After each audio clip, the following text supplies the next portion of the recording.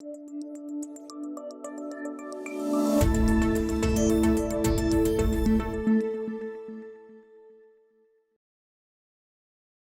this episode, I'm going to do something a little different than kind of what we normally do, and the reason why is because of the COVID-19 crisis. And I know what a lot of you are thinking right now, like, Doug, holy crap! The reason I'm listening to your podcast now is because I want to get away from this stuff. But it just so you know, I'll give you kind of the overview here in the next couple of seconds. But things have kind of happened at my own company that I think, because we've started to reopen here in Texas. And I think a lot of folks are going to be going through something kind of similar in the very near future. And so I wanted to just kind of share that with you. So the title of this session is, I'm calling it a note to all governors. Note to all governors: be the leader that you are elected to be. And basically what we're going to kind of talk about here is how some of the policies that a lot of a majority of the policies that we've seen enacted in our states are so detrimental that they're most likely going to be killing way more people than the virus ever did. So these are things you really know. So I'll give you kind of the background on this. So on Friday of last week, our governor, Greg Abbott, I'm here in Texas.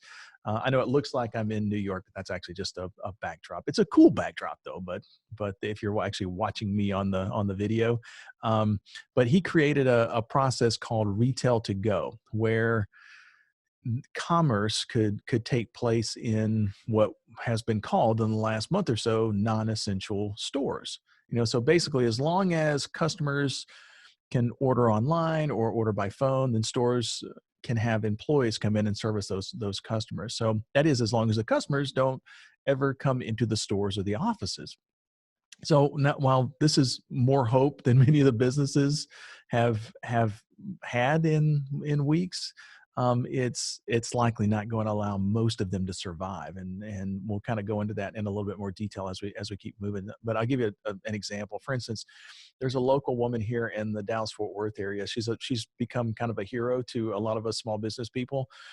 She owns by the way, her name is Shelly Luther. She owns a salon, a hair salon called Salon a la Mode. It's in North Dallas. I think it's somewhere around the Richardson area. But on Thursday, she opened up her salon against the governor's orders and against the county judge, against their executive orders. Here in Texas, the county judge has the authority to do any type of safety issues with the county. So the county judge is kind of like the mayor of a city here in Texas. Anyway, but on Friday morning, Dallas police cited this woman and just basically gave her a ticket. And then later that same day, the county judge sent her a cease and desist letter saying that she had to shut down her salon. And by the way, whether you like what Ms. Luther is doing, what her tactics are, you're most likely going to start seeing this behavior more and more as the stress level starts to get more in depth on some of these businesses and business owners. So one of the things you have to know is that confusion causes worry and uncertainty. And so as a business owner myself, I mean, I was chomping at the bit to get back to work on Friday morning. I mean, this new order has come about and I can't wait to get back to work. We have, even though we, technically, because we do social distance learning, we do distance learning and we are a quote unquote media outlet. We actually, the Leaders Institute is one of the quote unquote essential businesses. So, but because of the industry that we're in, we are in the event industry. We've pretty much kind of shut down for the most part. We've been working on a lot of our online courses and stuff like that. But for the most part, we haven't really been interacting with a lot of customers over the last month or so.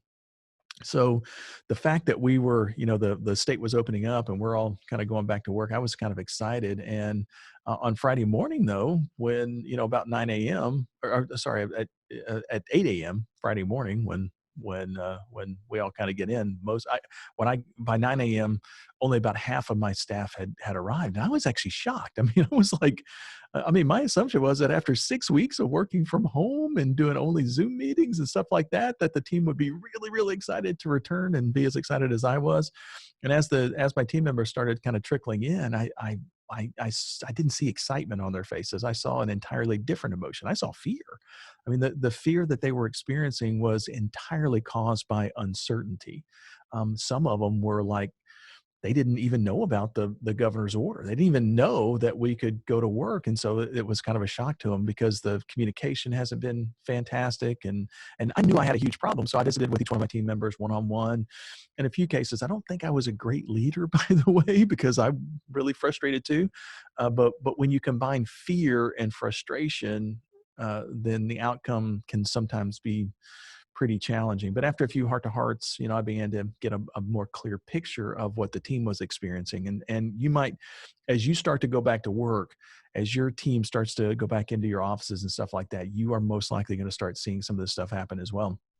So later in the morning, we had a mastermind meeting with everyone, and this was one of the most inspirational and powerful meetings that I think I've participated in since the crisis hit. It was one of those things that I'm glad we did it. We kind of got a heart to heart. We had a I guess what some people would call a kumbaya moment or whatever. But once we, as a team, kind of created a vision, and that vision was set, and the uncertainty was kind of diminished even just a little bit, the excitement started to return. So it made it to where I'm hoping that some of the things that I've learned in the last few days can be very helpful to you.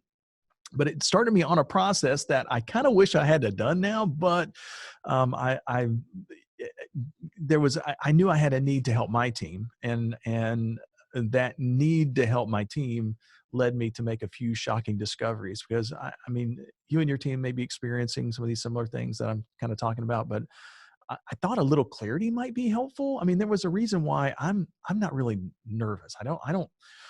I mean, I know folks are saying you have to social distance, but I'm a realist. I mean, I know I'm not going to walk down the street 20 feet away from everybody with a mask on my face, because I know that statistically the odds that anything is going to happen to me is pretty low, right? I mean, I just kind of think that way. I mean, maybe that's naive. Maybe that's not the way I should be thinking, but I know that some of the other folks that are working around me and working for me, working with me, may not think the same way. So I thought it might be a good idea to kind of get some clarity as to what exactly is happening and what kind of risk is out there and that kind of thing. And I like to think of myself as being a pretty decent researcher. I mean, that's what I kind of spend most of my life doing. Even though I love to teach and I love to present, basically a lot of my time is spent researching and writing and creating. And since I am I think of myself anyway as being a pretty decent researcher, I decided to spend some time recapping where we are in this COVID-19 crisis and how we got here. And about 1.5 days into the research, I was both appalled and furious with what I found. I mean, I can't put into words what I'm going to try. I'm going to try to put into words what I found, though. But I'll kind of recap it in just a few key bullet points. The first thing that I found was that the loss of life and the loss of livelihood that people have experienced in the last few months is absolutely tragic. I mean, unbelievably tragic. And the second thing is that many of the decisions that are being made by well-meaning politicians have been based on lies and false data. And the more that this comes out, the more angry people are going to get. So you want to be kind of prepared for that. And finally, it's now very clear that pretty much everything that we've done to our economy over the last couple of months has been an extreme overreaction. So let me go through these in a little bit more detail, just so you can kind of see where I'm coming from with this. Just so you know, I wanted to make sure that when I presented this to you guys, that I'm not presenting it in a way that is my opinion. I'm going to try to keep away. You can probably gather from my tone that I'm kind of presenting this what my opinion is, but my whole goal here is just to present the facts, just the details. So what I've done is I've all of the content that I'm going to deliver on the rest of this post, or on the rest of this cast, is from newspaper articles, websites, things like that, things that we have had access to for the last 2 or 3 months. And all I did was just start piecing it together. So let's start with that first thing, though, the loss of life and livelihood.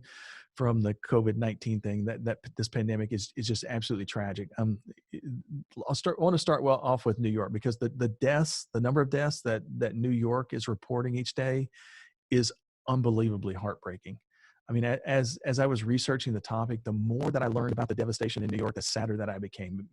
Now, with that being said, like I said, I like to think of myself as being a very thorough researcher, and trying to get specific answers to exactly what is taking place in New York was so frustrating. I mean, I spent days uncovering data from different sources, and in the beginning, it was kind of like I had a 1,000-piece jigsaw puzzle, and I only had like 22 of the pieces when I started. So it took a while to kind of go through.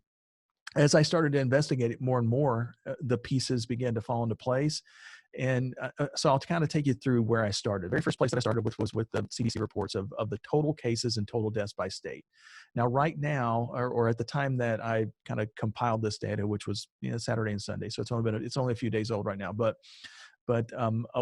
somewhere around 1 million reported cases of COVID-19 had occurred in the entire United States, and over 288,000 of those, so over a quarter of all of the cases in the entire United States of COVID-19 have occurred in New York, in the state of New York.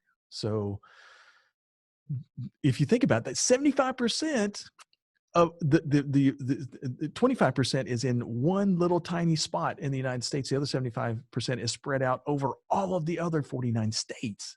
So in addition, New York has reported over 17,000 of the 54,000 deaths of the virus. So 31% of all, almost a third of all of the COVID-19 deaths are one state, New York.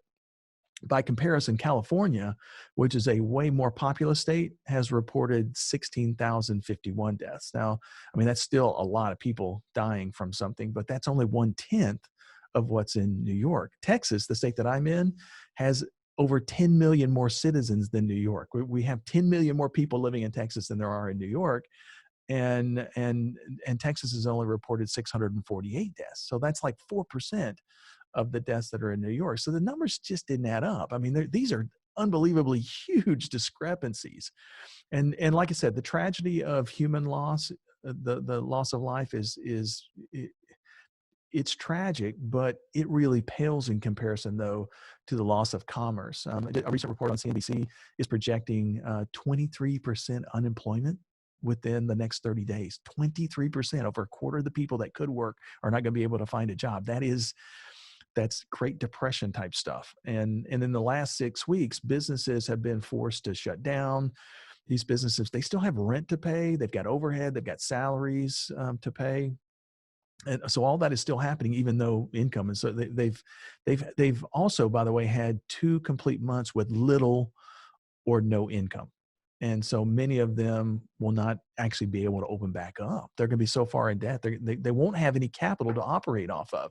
So, and entire life savings have been wiped out just trying to keep a family business solvent and keep their employees able to feed their families. Everybody knows that in a small business, the person who owns that small business is the last person to get paid. If a small business owner has families that are depending upon him or her for income, the last thing in the world they want to do is have to fire somebody to where they can't feed their families, and they're really struggling to do that.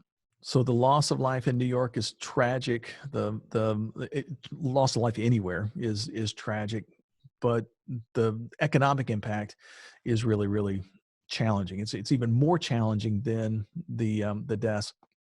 So I wanted to go back and say, okay, so those numbers in New York are totally different from anywhere else. Why in the world are the numbers in New York so different than what's in the rest of the country?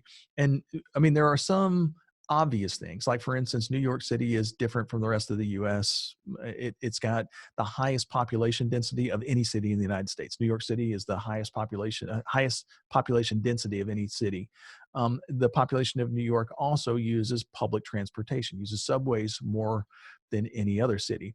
The main difference, though, is that it's also a destination of many of the international flights. What they're saying now is that a lot of the the early cases of COVID-19 came from Europe and landed in the three major airports. There's three huge major airports that are international that meet there at New York. So that's huge. I mean, that's a big difference between some of the others. Any one of those things, by the way, individually could cause a spike in cases. All of them together, it certainly appears as though that has created kind of a petri dish for the virus. New York was also the first city to face the overwhelming number of cases, so they were kind of adapting on the fly. So some of the other cities that started to get hit hard after New York kind of saw what happened in New York and made adaptations to kind of do things a little bit differently based on what they saw in New York. So that, I mean, those things are big. Still though, the numbers are so different that that's not all that could have happened. I mean, yes, that's a lot against New York, but something was still missing. And so I kept digging. Like, for instance, San Francisco, they've got a lot of international flights, and a lot of their international flights came in from China before the travel ban. And it's also a pretty congested city with public transportation, just like New York. High population, international flights, congested city, public transportation, and their numbers weren't anywhere close to what was in New York. So I knew that something was still kind of missing. And then I found a story that seemed to be unrelated at the time. And by the way, when I started doing my research, a lot of the stuff related to what I'm going to tell you about now hadn't really come out yet. But in the last couple of days, this has really kind of exploded. But I found a story that was about the first hotspot in Washington State. It was the Life Care Center in Kirkland, Washington, and they had a rash of early deaths in the pandemic. And so this was an article. And by the way, all of these articles that I'm going to mention, from here on out, I'm going to be mentioning a lot of different articles and places. These are all linked on the show notes. So if you just go to leadersinstitute.com, just look at the latest blog post. We've got dozens and dozens and dozens of articles that are linked here with summaries about what these are. So you don't have to read all the articles, but if you click the link, you'll see where I pulled this from. But I'm going to kind of read this word for word because I think it'll kind of give you a better picture of what's going on. So this is what this newspaper reporter wrote about the Kirkland, Washington early pandemic anyway. He said it began with patient zero. The 35-year-old had just returned to Seattle on January 15th from visiting family in Wuhan, China.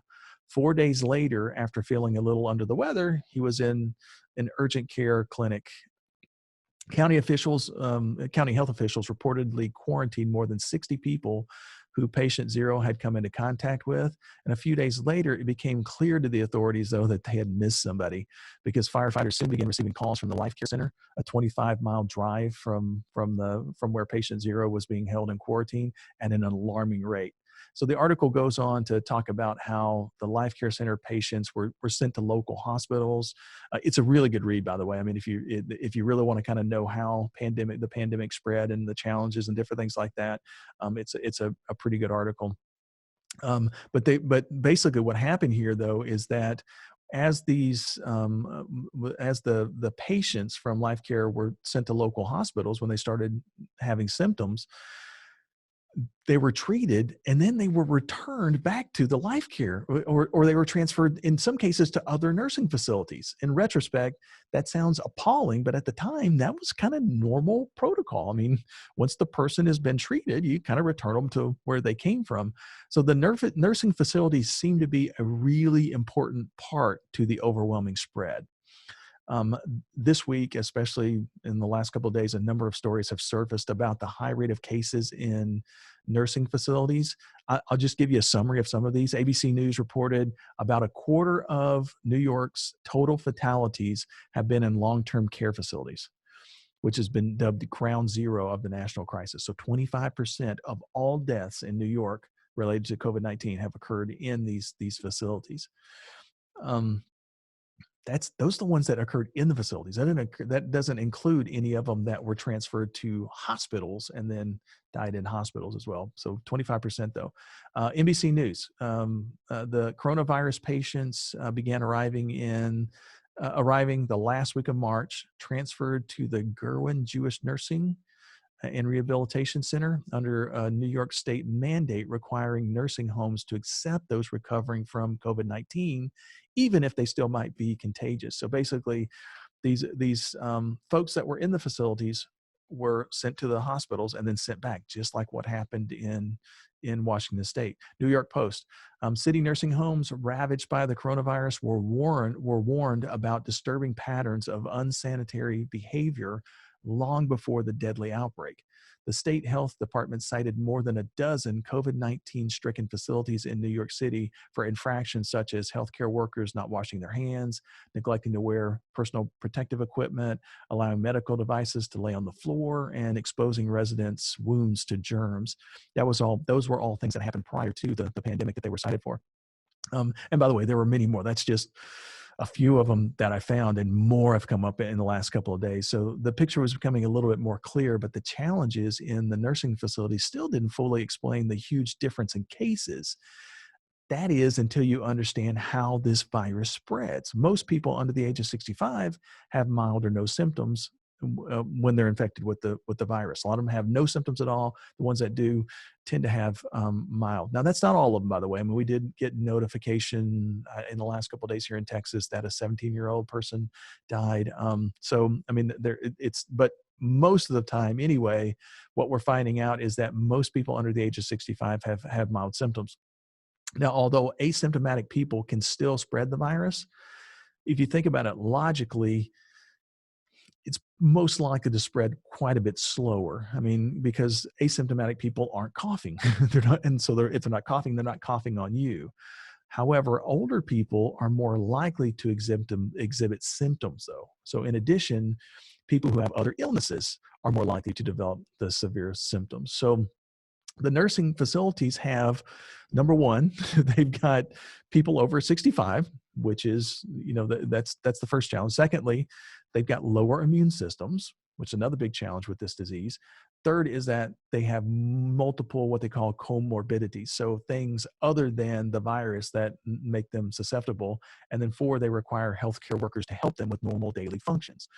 So, if a nurse comes in and wipes the patient's face, or is giving IVs or anything like that, I mean, basically, those are all things that can cause the virus to spread much faster. So here's an example of how this could have worked. And this is hypothetical. This is totally made up, but it kind of gives you an idea of why the nursing facilities have had such a big challenge with this.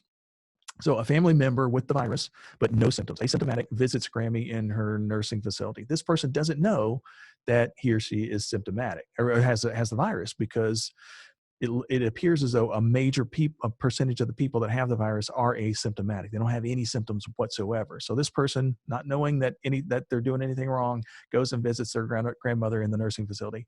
As a family member says goodbye, let's say he goes and gives Grammy a kiss on the cheek, right? So Grammy then later touches her cheek, and all it would take now is for Grammy to touch her lips or wipe her nose, and now she's infected.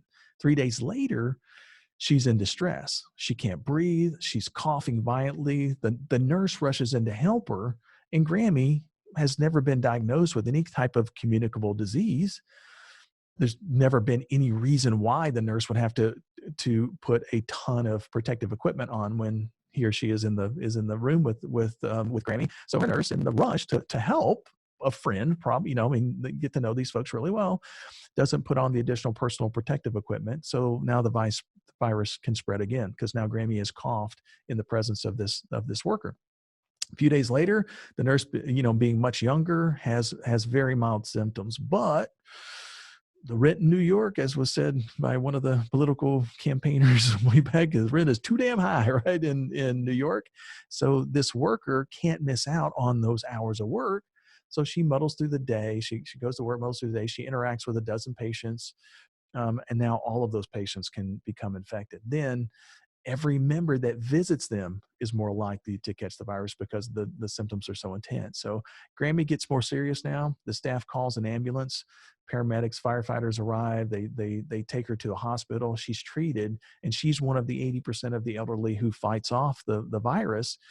But now she's more frail. So now she needs a more specialized kind of care. She can't go back to the same place that she was before. And so they move her to a different facility. So Grammy may now have coughed on, or coughed around anyway, 50 or more people. And many of those people will be treating other patients. So it's possible that we've not seen a huge outbreak in a lot of the other locations, a lot of the other cities in the US, because the virus has never entered these nursing facilities, never got there, because we learned by what happened, at the point that all of a sudden the nursing homes or the nursing facilities started to explode in cases. Every nursing facility in the United States all at one point started using personal protective equipment everywhere. I mean, they weren't going to take any chances. And as a result, it's most likely diminished a lot of the chances that the rest of us have. So I don't tell you that story, that scenario to kind of get you down or get you depressed. If we understand kind of what's happened and we adapt to it, now all of a sudden it opens up a lot of doors for us and makes it a little bit easier for us to deal with this without overreacting. So the second thing that I wanted to cover, though, is decisions made in this crisis have been based on, for lack of a better word, lies, misinformation at best, and really bad science. There a lot of times I've been hearing on the news and different places that you got to listen to the science. The science is behind it, right? There's a lot of bad science going on here. And here's a review of just a few things that have happened since January 15th. And again, all of these things are cited in the notes. So the first thing is that we've made decisions based on computer projections that have been wrong every single time. These computer projections have not been right once. The old saying that even a broken clock is wrong twice a day. These scientific projections about coronavirus don't even have that amount of success. I mean, I can remember talking to I was taking a computer class when I was in like fourth grade, still a kid. And my teacher reinforced an acronym over and over and over again the first few weeks of that class. He kept saying the acronym GIGO, which stands for garbage in, garbage out. If the data that you put into a computer program is wrong, then the outcome you get will be wrong as well. There's no way that you can put bad data into an algorithm and have the answer be correct. It's impossible. So here are just a few highlights of what we've kind of heard since January. On February 4th, 2020, MedRx IV, I'm guessing that's MedRx 4, I guess. But this is a medical blog. And they said that using this model, the three sets of data, with the three sets of data, the model that they were using, we estimate a maximum number of cases in the United States of being about 21,000 people, 28,000 people, and 35,000 people. And cases in the cases are being refined real time. So based on the data that they were pulling in, the maximum number of people that were going to get infected by was 35,000, and that was way wrong. Right? It wasn't even close. I mean, it wasn't even close. Science Magazine 2/7. So this is just a few days later. So this is where they were kind of trying to figure out where the outbreaks were going to spread. So this was an actual quote. It says, beyond China itself, Thailand is the country that most likely will have people who arrive at one of its airports with an infection by the coronavirus that has sickened more than 30,000 people. Next on the team's list is Japan. Osaka's international airport, interestingly, is more risky than Tokyo's, which is now followed by South Korea, Hong Kong, and then the United States. Russia likely has more infected people flying in than India. Germany, mainly Frankfurt and Munich airports, are the most vulnerable. Germany is the most vulnerable country in Western Europe. And Ethiopia is the only sub-Sahara African country to break into the top 30 of virus-threatened countries, right? So that was on the 7th of February. No mention of Italy, no mention of, and in fact, I mean, again, those predictions based on science, totally, almost totally wrong. I mean, they did get South Korea, I think, but other than that, most everything else totally wrong in that. New York Times, 313. So this is about a month or so later. So New York Times has said between 160, and this is when things got started to get really challenging. A New York Times reported between 160 million and 214 million people in the United States could be affected. Could be, right? So I guess that technically that is true because they could have. As many as 200,000 to 1.7 million people could die. And the calculations based on the CDC scenario suggest 2.4 million to 21 million people in the United States could require hospitalization, potentially crushing the nation's medical system. So again, nothing like that even happened. And a lot of times folks will kind of say, well, yeah, Doug, well, that didn't happen though, because we did all the, social distancing and stuff like that. These were the projections that were the best case scenarios if we did the social distancing. So it was anyway. I'll get off my soapbox because I got more. So okay, so Washington Post 319. A few days later, an alarming new scientific model developed by British epidemiologist and shared with the White House, was shared with the White House. The scientists bluntly stated the coronavirus is the most serious respiratory virus threat since the 1918 flu pandemic. If no action to limit the viral spread were taken, as many as 2.2 million people in the United States could die over the course of the pandemic.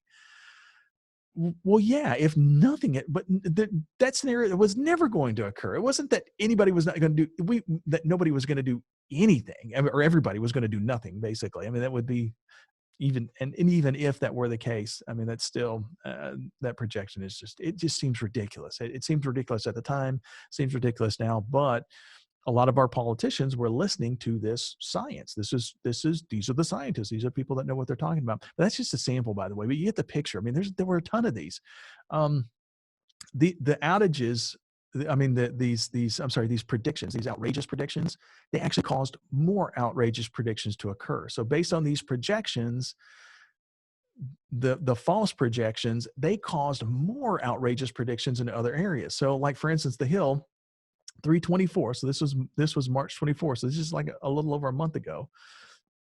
Governor Cuomo in New York needs 30,000 ventilators, and he pleads with the feds for help.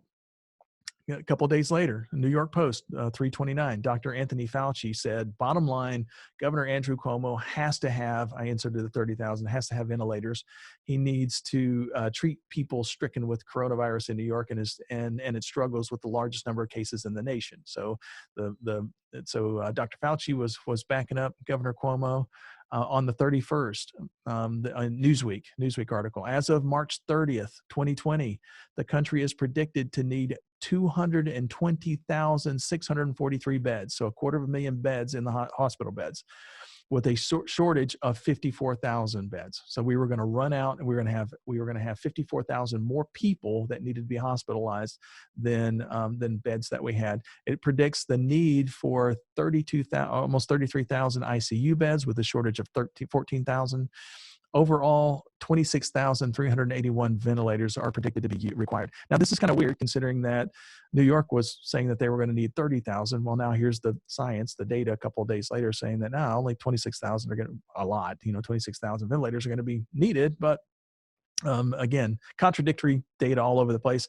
The next one is from Health Data, good, nice magazine, 4/1. So this was the very next day, I think, or a couple of days later. This is what they said. Our model for the U.S. points to April 15th as the peak day for hospital use.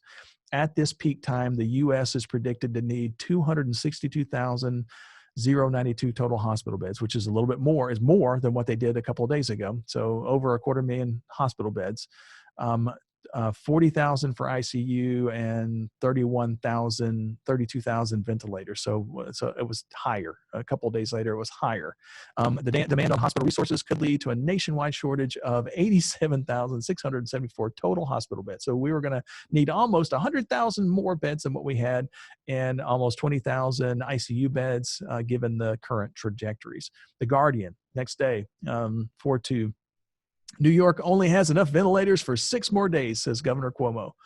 Now, these outrageous predictions cost states and the federal government millions, maybe billions. I mean, the way that we we worked as a people, and these states and the federal government worked to deal with these huge projections, is it's massive. It's massive. So according to health data 4.5, so this is basically while all these outrageous predictions are going on, there was an update. Oh my God, an update. COVID-19 estimates find that the need for hospital beds, ICU beds, and ventilators needed to deal with the COVID-19 epidemic are less than previous estimated. This is a couple days after they were saying that everything's going up. This is the IHME, which is the organization out of Washington, the university in Washington State,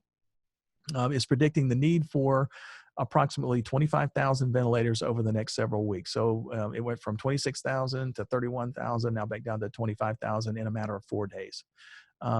Estimates of the need of ventilators have primarily been revised downward because of the much larger data sets of U.S. practice patterns for the carrying of, anyway, blah, blah, blah, blah. Anyway, the predicted excess demand for ICU beds has also been revised downward with an estimate of 16,323 bed shortage.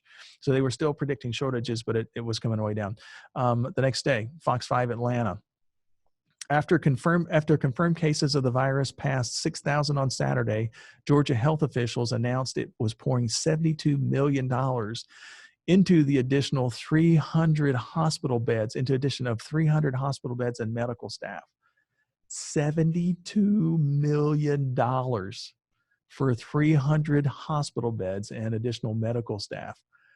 That's $250,000 per additional bed that they were investing. Again, it's a 4.6 NPR, National Public Radio. In New York, overflow hospitals at Javits, and this is while Atlanta is spending $72 million. Sorry, Georgia is spending $72 million to build new facilities and everything. 4.6 in New York, overflow hospitals at Javits and on the Navy ships have been largely empty. A couple of days later, the Federalist, new models from the Institute for Health Metrics, IHM, same IHME, and evaluation show that New York already reached its peak projected ventilator usage on April 8th with a projected need of 5,008. Now that, by the way, that's still just a projection. Nobody actually went out and looked and said, how many ventilators? Okay, if we've already passed our projected max, how many did we actually need? How many did we actually use? And as far as I can tell, like I said, I did a ton of research. I couldn't find any person anyway, any organization that had published that. According to the Life Science 4/10/2020, why a highly cited coronavirus model, the one we've been talking about, now projects thousands fewer deaths than before. The model now projects 60,000 COVID-19 deaths in the U.S.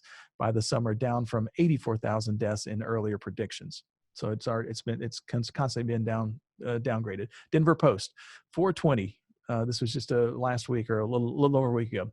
Temporary coronavirus hospital at Colorado Convention Center delayed, downsized amid diminishing need. Again, the whole premise here is that every single these projections, they've been wrong every single time. But for some reason, we're still following their advice. For some reason, our politicians, our governors, our president, our business leaders, we are all still following these people like sheep, even though they've been wrong every single time. Now, typically I said I wasn't going to get into my opinion, but I'm going to just for a minute anyway, because this is not part of kind of what I've researched or prepared. But typically in my career, in my industry, if somebody tells me something and I find out later that thing is not true, I typically give them the benefit of the doubt the first time, because I believe in people. I believe that most people are truthful and honest and that kind of thing. The second time it happens, though, I'm a little bit more skeptical about what they tell me next. And then the third time, though, well, all of a sudden my bells and whistles are going off. Once it gets to the sixth and seventh and eighth time, and this person has been wrong every single time, you'd have to be an idiot to believe them the eighth time, the ninth time. It's the old boy that cried wolf thing, right? So on the next kind of concept here, it also appears that everything, the final thing that I'm going to cover here is it also appears that pretty much everything that we've done to our economy is an extreme overreaction. So the goal that we talked about was that the reason why they were doing all the social distancing and everything was to do what they call flatten the curve, to keep hospital resources from being overwhelmed. So people panicked in March because of the outrageous models. These models showed that we were going to run out of hospital beds by early April. So we had to, quote unquote, flatten the curve. We had to flatten the curve. The American population went along with this, by the way, went along with the social distancing measures to help flatten this curve. So on March 3rd, 2020, this is before a lot of the social distancing stuff, Stat News reported the following. They said, if you look at the curves of outbreaks, they go big peaks and then come down. This is Anthony Fauci, by the way. What we need to do is flatten that down. So that's Anthony Fauci, National Institute of Allergy and Infectious Diseases. So basically, what he was saying was that, all right, if an outbreak hits, there is a huge, if the curve, the number of people that are getting infected is huge, then the number of, if you're looking at that graphically, it creates a huge kind of curve, big, tall curve. If you can slower that progression, then there are fewer people getting infected on a daily basis, which means that it stretches out the length a lot of times of the pandemic. It makes it longer, but the hospitals aren't overwhelmed. But the number of people who get infected doesn't really change. It's just the timing of those people getting infected changes. So the notion of this curve of the curve and of this outbreak, going back to the article that was quoted, the notion that the curve of this outbreak could be flattened began to gain credence after China took the extraordinary step of locking down tens of millions of people days in advance of the Lunar New Year to prevent the virus from spreading around the country from Wuhan, the city where the outbreak appears to have started. Many experts at the time said that it would have been impossible to slow a rapidly transmitting respiratory infection by effectively shutting down enormous cities and possibly be counterproductive. So that's what the experts were saying. That's what the scientists were saying at the time. But the quarantines, unprecedented in modern times, appear to have prevented explosive outbreaks from occurring in cities outside of Hubei province, where Wuhan is located. So that was written back in early March in one of the prominent magazines. If you think about that, I mean, my reaction to that would be, what? Wait, so the lockdown in Wuhan prevented explosive outbreaks in Milan and New York? Well, thank God. Wow. Okay. Yeah, good job. That must have really worked. It didn't, it didn't have any effect. It had very little effect. So the Science Times reported the following just days ago. This was one of the things that was printed just in the last week or so. And it was about how trying to flatten the curve could be the absolute worst way to fight the COVID-19 pandemic. That's what the study was reporting. And then, by the way, and I'm going to quote directly from the article. The team, which included Harvard University scientists in the United States, said that the turning point will never come. The number of cases at its peak will remain the same as if there were no measures done, which is basically what I was saying before. Did social distancing work? Well, the first cases of COVID-19 were reported in Washington, Arizona, Illinois, and then there were 2 instances in California. So those were the first 5 people that were diagnosed with the virus. All 5 patients were hospitalized. So we can assume there's not a whole lot of detail about who these 5 people were, except for the one in Washington. But you can assume that since they were hospitalized, they were exhibiting some type of symptoms dramatic enough to have them go to the hospital or go to some type of healthcare anyway. So California enacted a stay-at-home order on March 19th, 2020. So that's March 19th compared to the end of January. So you have the end of January, you've got all of February, and you got most, or 2/3 of March. That means that for at least 7 weeks, and it was probably longer than that, but for at least 7 weeks, contagious people in California and California citizens were interacting normally. They were shaking hands, they were hugging, they were high-fiving. Folks were standing shoulder to shoulder at the Starbucks waiting for their overpriced lattes. The LA Lakers, they played 17 games that hundreds of thousands of fans came to in person. 17 games during that time period. And people they were congregating in movie theaters. They were getting their haircuts. They were working out in sweaty gyms. Restaurants were packed. Um, so on March 19th, by the way, so during that time period, there were 1,006 cases that were, but not deaths, 1,006 cases that were reported in that probably 7 or 8 week time period.